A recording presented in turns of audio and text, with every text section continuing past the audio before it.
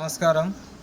ఈరోజు ఈ 13వ వార్డు కాంగ్రెస్ అభ్యర్థి తరపున ప్రచారం ఈరోజు కోడికి ముగిసింది కాబట్టి కొంతమంది మన వార్డు ప్రజలందరూ కొంచెం పరేషాన్లో ఉన్నారు. మీరేం పరేషాన్ కావాల్సిన అవసరం లేదు. క్యాండిడేట్ ఎవరంటే కొత్త క్యాండిడేట్ అని అంటున్నారు, కానీ కొత్త క్యాండిడేట్ ఏం కాదు.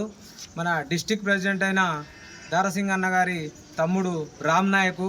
ఆయన ఇప్పటి వరకు ఆయన రాజకీయ చరిత్రలో మచ్చలేని నాయకుడిగా ఎదిగిన ఆయననే మన ఎమ్మెల్యే మనోహర్ రెడ్డి గారు సెలెక్ట్ చేసి ఇక్కడ పంపించడం జరిగింది రామ్ నాయకుని.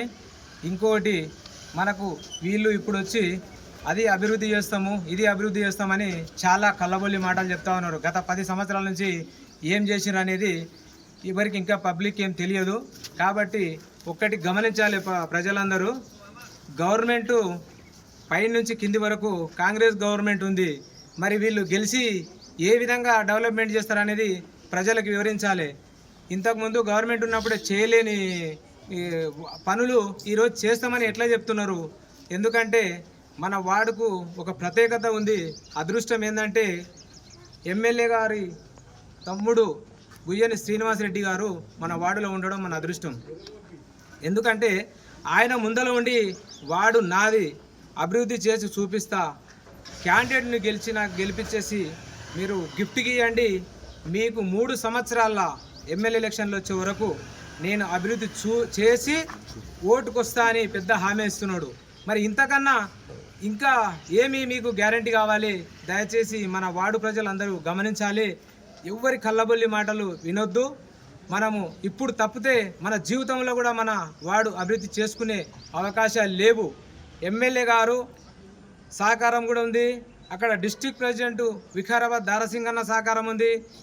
వీళ్ళిద్దరిది కాకుండా మన ఆర్బీఎల్ శ్రీనివాసరెడ్డి అన్న గారి సహకారం కూడా ఉంది. కాబట్టి ఇటువంటి అవకాశం మనకి ఎప్పుడు దొరకదు.